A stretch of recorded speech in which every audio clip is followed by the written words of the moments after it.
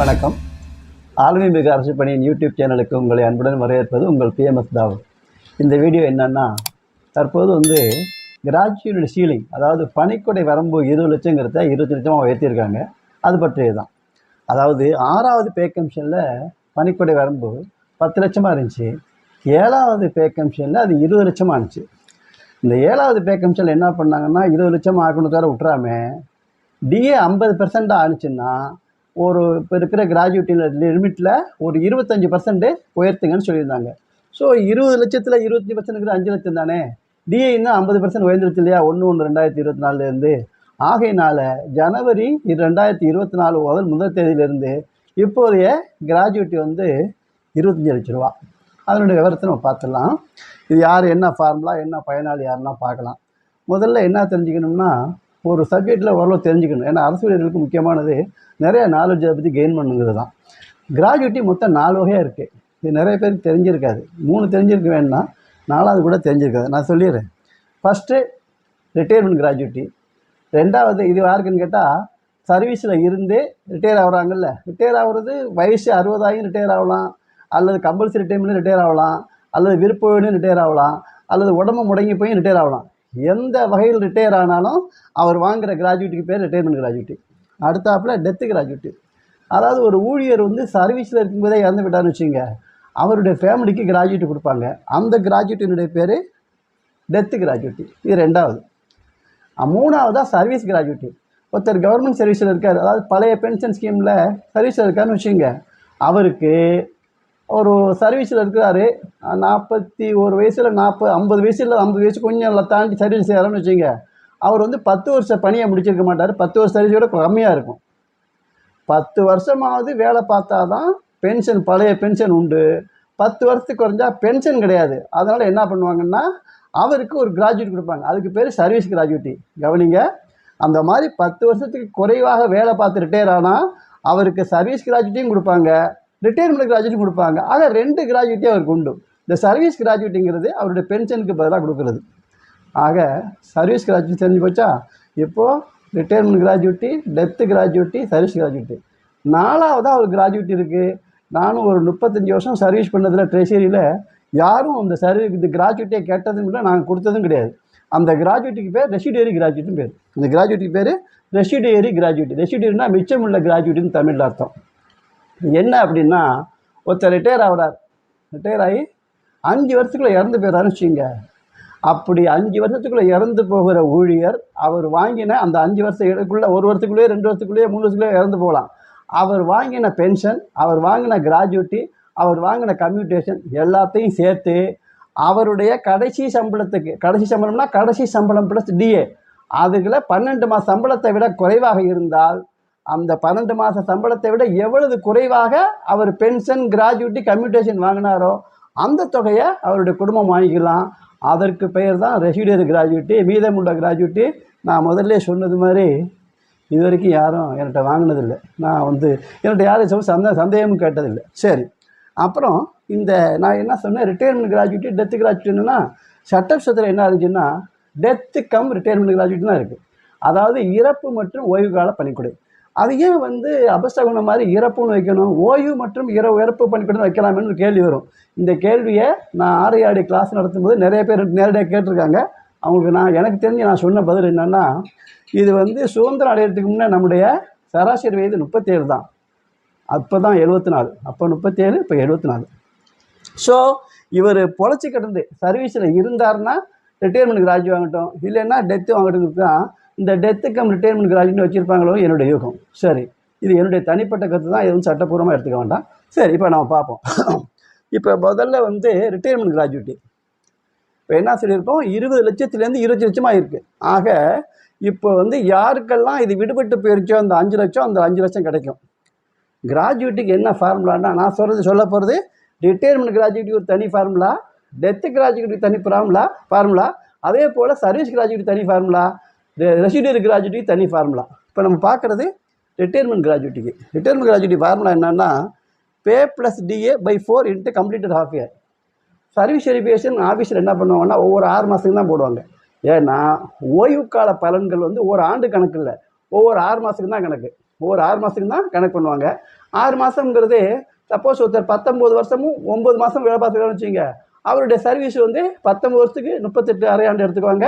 அந்த 9 மாதத்துக்கு 2 அரையாண்டு எடுத்துக்குவாங்க. அதாவது 6 மாதத்துக்கு ஒரு அரையாண்டு, 3 மாதத்துக்கு ஒரு அரையாண்டு. ஆக அவருக்கு எவ்வளோ 19 2 38 + 2 40 அரையாண்டு ஆயிரும். அவர் வந்து 19 வருஷமும் 8 மாதம் 29 நாள் வேலை பார்த்தான்னு வச்சுங்க, அவருக்கு 19 2 38 6 மாதத்துக்கு மட்டும் தான் கணக்கு எடுப்பாங்க. அந்த 28 இந்த 2 மாதம் 21 நாள் கணக்கில் வராது. புரியுதா? ஆக நமக்கு அரையாண்டுக்கு தான் கணக்கு. ஆக ஒருத்தருக்கு வந்து நம்ம சரண்டர் எப்படி வாங்குகிறோம்? ஒரு வருஷத்துக்கு 1/2 மாதம் சம்பளம் தானே வாங்குகிறோம். அதே கணக்கு தான் இதில். அதே கணக்கு தான் கிராஜுவிட்டிக்கு, ரிட்டைர்மெண்ட் கிராஜுவிட்டி அதே கணக்கு தான். பே ப்ளஸ் டிஏ, அதாவது நம்ம சம்பளத்தில் 4ல் ஒரு பங்கு. எதுக்கு? ஒவ்வொரு அரையாண்டுக்கும். ஒரு அரையாண்டுக்கு காமாச சம்பளம் தான் கிராஜுவிட்டி. அரையாண்டுக்கு காமாச சம்பளம் தான் கிராஜுவிட்டின்னா, அப்போ ஒரு வருஷத்துக்கு 1/2 மாத சம்பளம் தானே கிராஜுவிட்டி. ஸோ அது சரண்டருக்கு இடையான தொகை தான். புரியுதா? இதுதான் ஃபார்முலா. இப்போ 31/12/2023 வரைக்கும் என்ன வாங்கியிருப்பாங்கன்னா 20 லட்சம் தான் கிராஜுவிட்டி வாங்கியிருப்பாங்க. அதாவது சம்பளம் 83,000, 46% டிஏ 38,180, ஆக மொத்தம் 1,21,180. இது மாதிரி வந்து 16 மாதம் வாங்கியிருப்பார் இல்லையா? அதிகபட்சம் ஒரு கிராஜுவிட்டி எவ்வளோ வாங்கலாம்? 16 மாதம் சம்பளம் தான் வாங்கலாம். அதாவது 33 வருஷம் வேலை பார்த்தா 16 மாதம் சம்பளம், 40 வருஷம் வேலை பார்த்தாலும் 16 மாதம் சம்பளம் தான், 42 வருஷம் வேலை பார்த்தாலும் 16 மாதம் சம்பளம் தான். ஆக மேக்சிமம் கிராஜுவிட்டி எவ்வளவு? 16 மாதம் சம்பளம். இந்த பண வரம்பை மட்டும் அப்பப்போ நிர்ணயிப்பாங்க. ஏற்கனவே 20 இருந்ததை 15 ஆக்கியிருக்காங்க. ஸோ அதன் பிரகாரம் 16 மாதம் சம்பளத்துக்கு 19,99,470 வாங்கியிருப்பார். இது எது வரைக்கும்? 31/12/2023 வரைக்கும். இதுக்கு மேலே போயிருந்தாலும் இவர் வாங்கியிருக்க மாட்டார். சீலிங்கில் அடிபட்டு போயிருக்கும். இதுக்கு மேலே போயிருந்தாலும் சீலிங் அடிபட்டு போயிருக்கும். இப்போ என்னன்னு கேட்டிங்கன்னா 1/1/2024 அவருக்கு வந்து 50% கிராஜுவேட் டிஏ வந்துருச்சா? கிராஜுவேட் சீலிங் வந்து 50%, 25% ஏறிட்டாங்களா? 25 லட்சம் ஆகிட்டா? அப்போது பே 1,00,000, டிஏ 50%, ஆக மொத்தம் 1,51,500 வாங்கினாருன்னா இப்போ 16 மாதம் சம்பளம் வரைக்கும் வாங்கலாம். அதாவது இந்த சம்பளம் வரைக்கும் தான் இப்போதைக்கு வாங்கலாம். இப்போதுன்னு இல்லை, இந்த பே கமிஷன், அடுத்த பே கமிஷன், அதாவது 31/12/2025 வரைக்கும் இவ்வளவு தான். இதுக்கு மேலே சம்பளம் வாங்கினாலும் கிராஜுவிட்டி எதுக்குள்ளே இருக்கும்? 25 லட்சக்குள்ளே தான் இருக்கும். இதுதான் நம்ம புரிஞ்சுக்கணும். புரியுதா? கிராஜுவிட்டி இந்த சம்பளத்துக்கு மேலே வாங்கினாலும் டிஏ அதிகமாகிடுது இல்லையா? டிஏ அடுத்த வந்து 7வது மாதத்தில் 54, அடுத்த 1/2025 58, 7/2025 62 நம்ம சொல்லியிருக்கோம். இப்போ நம்ம மட்டும் சொல்லலை, நம்ம வந்து 42% சொல்லிக்கிட்டு இருக்கோம். 4% தான் ஏறும்னு. அதன் பிரகாரம் பார்க்க போனீங்கன்னா இப்போ 50% முடிஞ்சு 54% வந்துச்சுன்னா இந்த அமௌண்ட் கூட வந்துடும். ஆனால் எவ்வளோ கிடைக்கும்? 25 லட்சம் தான் கிடைக்கும். இதுதான் சீலிங்கிறது. இதுக்கு உட்பட்டு எவ்வளோ சம்பளம் வாங்கலாம் அவ்வளோதான் வாங்கிக்கலாம். அதுக்கு மேலே போனால் இந்த மேக்சிமம் என்ன? 25 லட்சம் தான். இது சம்பளம் 100 ரூபாயிட்ட மடங்குங்கிறதுனால நான் போட்டிருக்கேன். இப்போ உள்ள 7வது பே கமிஷன் பிரகாரம் சம்பளம் 100 ரூபாயில மடங்குல இருக்குது. ஆகையினால இந்த மாதிரி 100 ரூபாயில நான் போட்டிருக்கேன். சரிதானா? இதுதான் ரிட்டைர்மெண்ட் கிராஜுவிட்டி. இதில் என்ன பார்க்கணும்னா, ஒன்றிய அரசுக்கும் தமிழ் அரசுக்கும் இதே ஃபார்முலா தான். எதுக்கு? இந்த ரிட்டைர்மெண்ட் கிராஜுவிட்டி பொறுத்த வரைக்கும் ஃபார்முலாவில் வித்தியாசம் கிடையாது. என்ன ஒரு கூடுதல் தகவல்னா, என்பிஎஸ்சில் இருக்காங்க பார்த்தீங்களா? என்பிஎஸ்சில் இருக்கிறவங்களுக்கு அவங்க ஆரம்ப காலத்தில் கிராஜுவிட்டி இல்லாமல் இருந்துச்சு.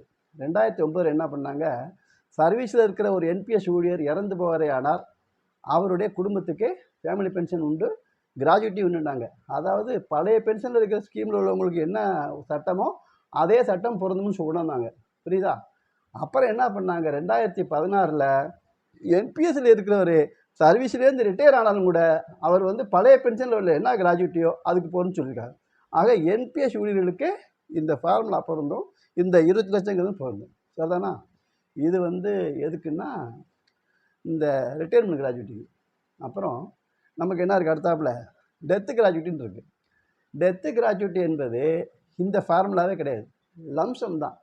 அதாவது என்னென்னு கேட்டிங்கன்னா, ஒன்றிய அரசு எடுத்துக்கிட்டிங்கன்னா, ஒருத்தர் பணியில் சேர்ந்து 1 வருஷத்துக்குள்ளே இறந்து போயிட்டாருன்னா, 1 வருஷம் மீன்ஸு இன்றைக்கி காலையில் சேர்ந்து மத்தியானமே ஏதோ ஆக்சிடென்ட் ஆகிப்போச்சுனாலும் ஆகாமல் இருக்கணும். அப்படி ஆனாலும் கூட அவருக்கு அவருடைய குடும்பத்துக்கு 2 மாத சம்பளத்தை கிராஜுவிட்டி கொடுப்பாங்க. 2 மாத சம்பளம் மீன்ஸு பே ப்ளஸ் டிஏ. ஒருத்தர் பணியில் சேர்ந்து ஓராண்டுக்குள் இறந்து விட்டால் அவருடைய குடும்பத்துக்கு தரப்படக்கூடிய கிராஜுவிட்டின் அளவு அவர் கடைசியாக பெற்ற சம்பளத்தினுடைய 2 மாத சம்பளமாக இருக்கும். சரிதானா? ஓராண்டுக்கு மேல் ஆனால் 5 ஆண்டுக்குள் இறந்து போயிட்டான்னு சொன்னால் அவருடைய குடும்பத்துக்கு தரக்கூடிய டெத்து கிராஜுவிட்டி இறப்பு பணிக்கூட எவ்வளோ இருக்கும்? 6 மாத சம்பளமாக இருக்கும். அதுக்கப்புறம் 5 வருஷத்துக்கு மேலே ஆனால் 11 வருஷத்துக்குள்ளே இறந்து போயிட்டாருன்னா அவருடைய குடும்பம் பெறக்கூடிய பணிக்கொடையினுடைய அளவு என்னவாக இருக்கும்? 12 மாதமாக இருக்கும். சரி, 5 வருஷத்துக்கு மேலே 12 மாதமாக இருக்கும். 11 வருஷத்துக்குள்ளே 5 வருஷத்துக்கு மேலே 11 வருஷத்துக்குள்ளே இறந்து போயிட்டாருன்னா அவருடைய குடும்பம் பெறக்கூடிய பணிக்கொடை வந்து அவருடைய 12 மாத சம்பளமாக இருக்கும். 11 வருஷத்துக்கு மேலே 20 வருஷத்துக்குள்ளே இறந்து போயிட்டாருன்னா அவருடைய குடும்பம் பெறக்கூடிய பணிக்கொடை 20 மாத சம்பளமாக இருக்கும். ஒருவர் 20 வருஷத்துக்கு மேலேயும் வேலையில் இருந்து அவர் பணியில் இருக்கும்போதே இறந்து போனால் அவருக்கு டபுள் த கிராஜுவிட்டி, 2 மடங்கு. நம்ம என்ன சொன்னோம், இந்த ரிட்டையர்மெண்ட் கிராஜுவிட்டி ஒரு 6 மாதத்துக்கு காமா சம்பளம் சொன்னோமா? சர்வீஸில் இருக்கும்போது 20 வருஷத்துக்கு மேலே பணியாற்றி இறந்து போனால் ஒவ்வொரு 6 மாதத்துக்கும் அரை மாத சம்பளம் கிராஜுவிட்டி. புரியுதா? இதே ஃபார்முலா தான் இங்கே 2ன்னு வந்துடும். என்ன வந்துடும்? 2 ஆயிரும்.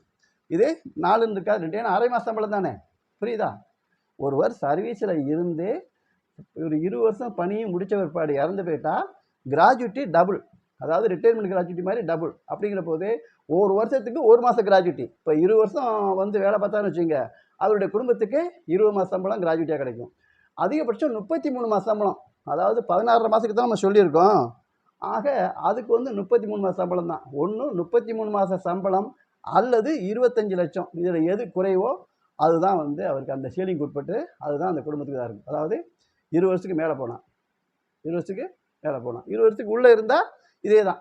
என்ன சொல்கிறது, ஒரு வருஷத்துக்கு உள்ள வேலை பார்த்தா இறந்து போனால் 2 மாத சம்பளம், 5 வருஷத்துக்குள்ளே இறந்து போனாக்க 6 மாத சம்பளம், 5லேருந்து 11 வருஷத்துக்குள்ளே இறந்து போனால் 12 மாத சம்பளம், 11 வருஷத்துக்கு மேலே 20 வருஷத்துக்குள்ளே இறந்து போனார்னா 20 மாத சம்பளம், 20 வருஷத்துக்கு மேலே இருந்து இறந்து போயிட்டாருன்னா சர்வீஸில் இருக்கும்போதே அவருக்கு டபுள் கிராஜுவிட்டி. இதுதான்.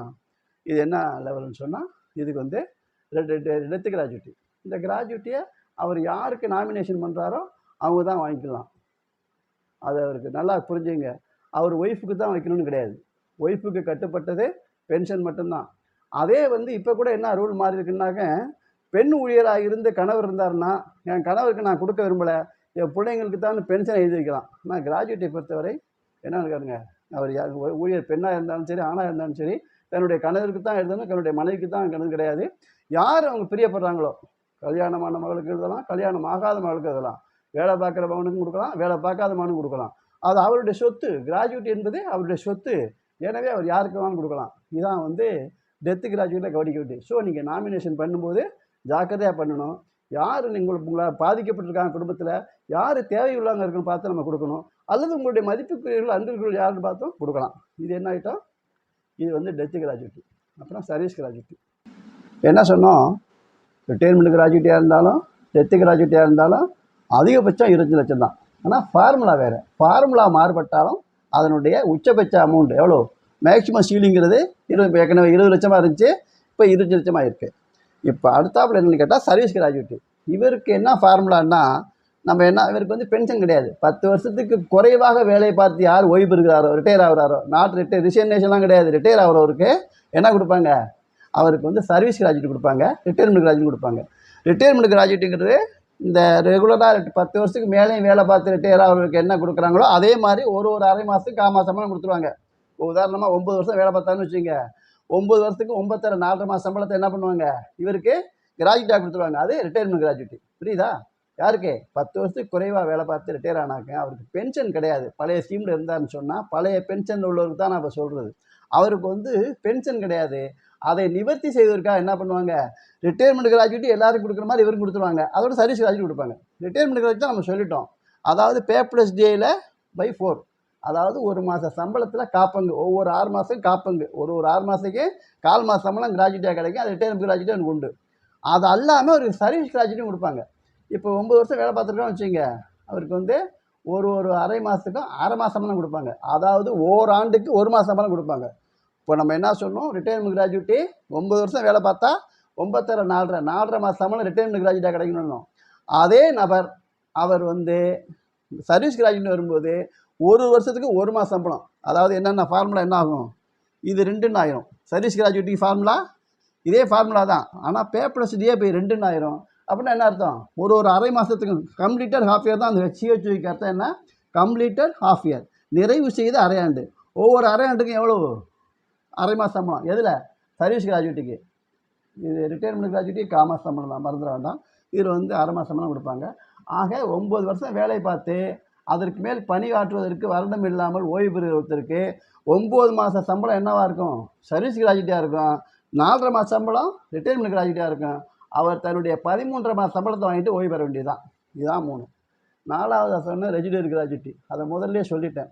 ஒரு ஓய்வு பெற்று அவர் என்ன பண்ணுறாரு, 5 வருஷத்துல இறந்து போயிட்டாருன்னா அவர் வாங்கின எவ்வளோ பென்ஷன் வாங்கினாரோ அது, அவர் எவ்வளோ கம்யூனிகேஷன் வாங்கினாரோ அது, அவர் எவ்வளோ கிராஜுவிட்டி வாங்கினாரோ அது எல்லாத்தையும் டோட்டல் பண்ணி அந்த வரக்கூடிய டோட்டல் தொகையானது அவருடைய கடைசி 12 மாத சம்பளத்தை விட குறைவாக இருந்தால் எவ்வளவு குறைவாக இருக்கிறதோ அந்த தொகையை அவங்க குடும்பத்துக்கு வாங்கிக்கலாம். இது வரைக்கும் யாரும் வாங்கலை, தெரியாமல் இருந்திருக்கும். அதனால் நான் தகவலுக்காக சொல்லிட்டேன். அந்த மாதிரி யார் இருந்தால் நீங்கள் அடுத்தடுத்தவங்க சொல்லுங்கள், நிறையா தெரிஞ்சுக்கிட்டோம் இதை பற்றிலாம். சரிதானா? ஸோ என்னுடைய கருவூல அனுபவத்தில் 30 வருஷம் நான் சர்வீஸ் பண்ணதில் யாரும் இது வரைக்கும் வாங்கினதில்லை. சந்தேகம் சில பேர் கேட்பாங்க, அவங்களும் இன்னும் கேட்டதில்லை. ஏன்னா அவங்க தெரியாமல் இருந்திருக்கலாம். இதான் வேணும். இப்போ என்ன இன்னொரு பாயிண்ட் என்னென்னு கேட்டிங்கன்னா, இப்போ வந்து நம்ம பென்ஷன் ப்ரொபோசல் அனுப்பும்போது என்ன பண்ணியிருப்போம், இப்போ இன்னைக்கு வரைக்கும் ரிட்டையர் ஆனாலும் அவருக்கு வந்து 46% போட்டு தான் அனுப்பிச்சிருப்போம். 46% தான் போட்டிருப்போம். இப்போ 50% வருதா, நம்ம திரும்ப வந்து ப்ரொபோசல் அனுப்ப வேண்டியதில்லை. திரும்ப ப்ரொபோசல் அனுப்ப வேண்டியதில்லை. எப்போ நல்லா தெரிஞ்சுக்கிறங்க. ஒருத்தர் ரிட்டையர் ஆகி இப்போ வந்து ஒரு 3ஆம் மாதம் ரிட்டையர் ஆகுறாருன்னா அவருக்கு வந்து 1ஆவது மாதம் கிராஜுவிட்டி கொடுத்துருக்க மாட்டாங்க. போன 7ஆவது மாதம் கிராஜுவிட்டி தான் கொடுத்துருப்பாங்க. ஸோ நம்ம திரும்ப ப்ரொபோசல் அனுப்பணும்னா வேண்டியதில்லை. அக்கௌண்ட் ஜெனரல் என்ன பண்ணுவார், அதாவது தமிழக அரசாக இருந்தால் அக்கௌண்ட் ஜெனரல், ஒன்றிய அரசாக இருந்தால் அந்த அக்கௌண்ட் சார்ஜ் பிஏஓ அவரே என்ன பண்ணிவிடுவார், ஆட்டோமேட்டிக்காக அவங்களுக்கு அந்த அரியர்ஸை ரிலீஸ் பண்ணிவிடுவார். இதற்காக நீங்கள் தனியாக வந்து ப்ரொபோசல் அனுப்புறதோ அப்படி அனுப்புறதோ தேவையில்லை. இதுதான் இந்த கிராஜுவேட் நிலைமை. ஸோ ஏற்கனவே 6வது பே கமிஷனில் 10 லட்சமாக இருந்தது 20 லட்சமாகி தற்போது பே கமிஷனுக்கு 2 ஆண்டுகள் இருக்கிற நிலைமையில் 25 லட்சம் ஆகிருக்கு.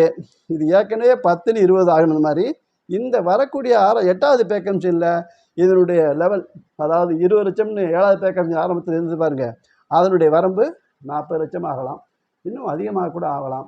அது நிர்ணயிக்கப்படுகிற சம்பளத்தை பொறுத்தது. எப்படின்னு கேட்டிங்கன்னா, இந்த 20 லட்சம் எப்படி பண்ணாங்கன்னா, ஒன்றிய அரசில் பே கமிஷனில் ரெக்கமெண்ட் பண்ணது அதிகபட்ச சம்பளம் 2.5 லட்சம், அதிகபட்ச பே 2.5 லட்சம். அந்த அன்னைக்கு டிஏ கிடையாது. 1/1/2016 டிஏ கிடையாது, பே மட்டும்தான் இருந்துச்சு. பே 2.5 லட்சம், அதிகபட்ச பே வந்து 2 லட்சம். அந்த 2 லட்சம் மாதிரி 8 மாத சம்பளத்தை தான் என்ன பண்ணாங்க, அவங்க கிராஜுவிட்டி ஷீலிங்காக வச்சாங்க. அதே கணக்கு பிரகாரம் பார்த்தா இப்போ என்ன பண்ணலாம், டபுள் ஆகலாம். இந்த 8 மாத சம்பளமே வச்சாலும் கூட இப்போ அதிகபட்ச சம்பளம் 5 லட்சம் என்று ஆகும்போது எவ்வளோ இருக்கலாம், 40 லட்சமாக இருக்கலாம். பார்ப்போம், எதிர்பார்ப்போம். நல்லதே நடக்கும். நன்றி.